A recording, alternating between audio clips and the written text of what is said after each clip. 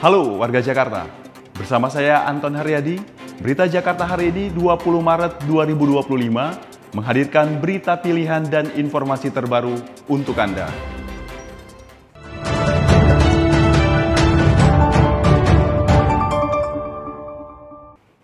Warga Jakarta, sebelum kita ke berita utama Berita Jakarta hari ini, dari meja redaksi telah kami siapkan 3 berita pilihan dari website beritajakarta.id berikut ini.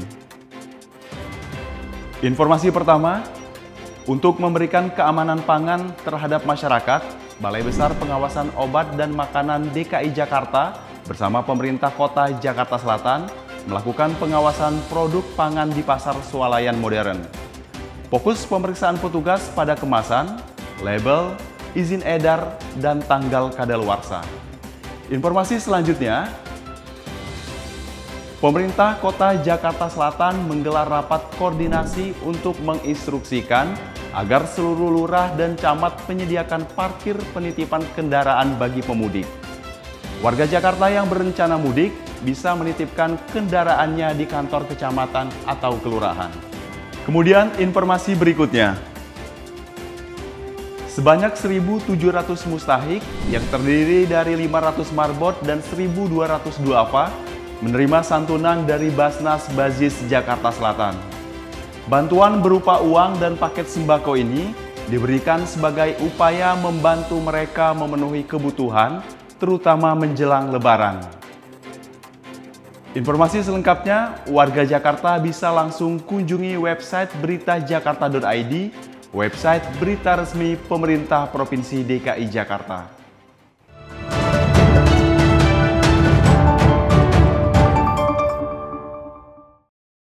Kita beralih ke berita pertama, Berita Jakarta hari ini. Gubernur DKI Jakarta Pramono Anung mendorong adanya penyesuaian tipping fee dari pemerintah pusat untuk mendorong investor membangun pembangkit listrik tenaga sampah. Langkah ini dilakukan untuk menangani permasalahan sampah tidak hanya di Jakarta namun di seluruh Indonesia. Gubernur DKI Jakarta Pramono Anung bersama Menko Bidang Pangan Zulkifli Hasan, Menko PMK Pratikno, dan Menteri Lingkungan Hidup Hanif Faisal Nurrofiq mengunjungi tempat pengelolaan sampah terpadu atau TPSP Bantar Gebang di Bekasi, Jawa Barat. Pramono dan para pejabat lainnya melihat secara langsung fasilitas pengelolaan sampah menjadi energi listrik di pembangkit listrik tenaga sampah Merah Putih serta fasilitas RDF plant. Menurut Pramono, perlu adanya penambahan fasilitas pengelolaan sampah menjadi energi listrik untuk mengatasi permasalahan sampah. Namun hal itu harus ada dukungan dari pemerintah pusat dengan penyesuaian tipping fee kepada pihak pengolah sampah. Dan kalau kemudian harganya ada penyesuaian nanti diatur secara bersama-sama antara pemerintah pusat dan pemerintah daerah, saya yakin ini menjadi jalan keluar yang sangat baik bagi persoalan sampah bukan hanya di Jakarta tetapi di seluruh Indonesia. Tipping fee untuk pengolah sampah menjadi listrik akan jadi bagian dari komponen biaya pembelian listrik oleh PLN. Saat ini, tipping fee masih berada di angka 13,5 sen dolar Amerika per 1 kWh.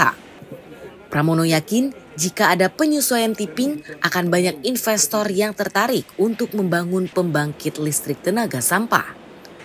Pemprov DKI Jakarta sendiri kini telah memiliki 2 RDF plant di Bantar Gebang dan Rorotan dengan kapasitas pengolahan sampah per hari bisa mencapai 6.000 ton. Tim Berita Jakarta melaporkan. Berita selanjutnya. Pemerintah Provinsi DKI Jakarta melaksanakan panen raya yang menghasilkan 20 ton pangan dari 6 wilayah kota dan kabupaten. Wakil Gubernur DKI Jakarta Rano Karno meminta hasil panen ini dibagikan kepada warga yang membutuhkan secara cuma-cuma atau gratis.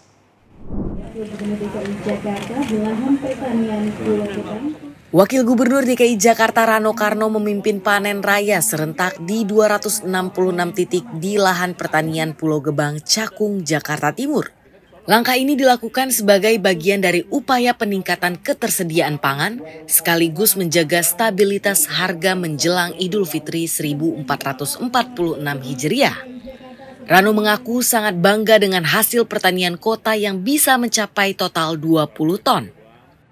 Saya akan menginstruksikan kedinasan terkait untuk menyerahkan bibit kepada masyarakat Jakarta.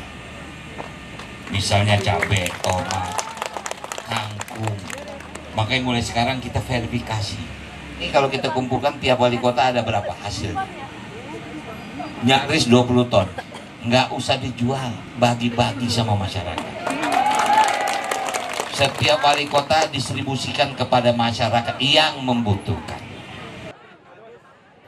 Kedepan, Rano meminta penghijauan di Jakarta menggunakan tanaman produktif. Untuk itu, Rano akan menggandeng Institut Pertanian Bogor untuk bisa mewujudkan konsep penghijauan yang baru. Panen raya kali ini melibatkan sekitar 1.330 peserta, termasuk kader PKK, masyarakat penggiat urban farming, pembudidaya ikan, serta unsur pemerintah. Komoditas yang dipanen meliputi berbagai jenis sayuran, buah-buahan, tanaman pangan, dan ikan. Tim Berita Jakarta melaporkan.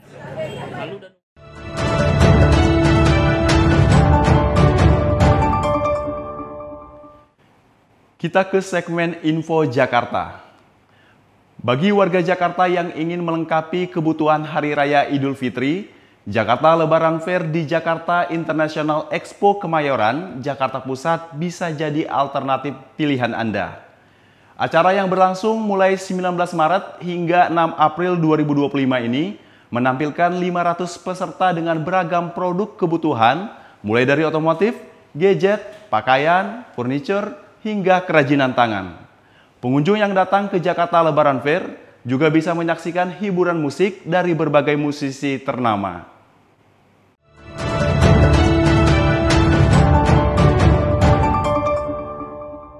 Beralih ke informasi cuaca. Badan Meteorologi, Klimatologi, dan Geofisika atau BMKG telah memberikan peringatan cuaca ekstrim yang diperkirakan berlangsung hingga 20 Maret 2025. Sebelum memulai aktivitas esok hari, warga Jakarta bisa melihat perakiraan cuaca yang dirilis Badan Meteorologi Klimatologi berikut ini. Dikutip dari laman bmkg.go.id pada 21 Maret 2025, diperkirakan hampir seluruh wilayah Jakarta akan berawan. Wilayah yang berawan yakni Jakarta Pusat, Jakarta Selatan, Jakarta Barat, Jakarta Utara, Jakarta Timur, dan Kepulauan Seribu. Suhu udara diperkirakan berkisar antara 24 hingga 32 derajat Celcius. Masyarakat diimbau tetap waspada terhadap perubahan cuaca. Demikian program Berita Jakarta hari ini. Saya Anton Heriadi dan tim redaksi undur diri. Menyongsong 5 abad Jakarta, jati diri Indonesia, megapolitan dunia.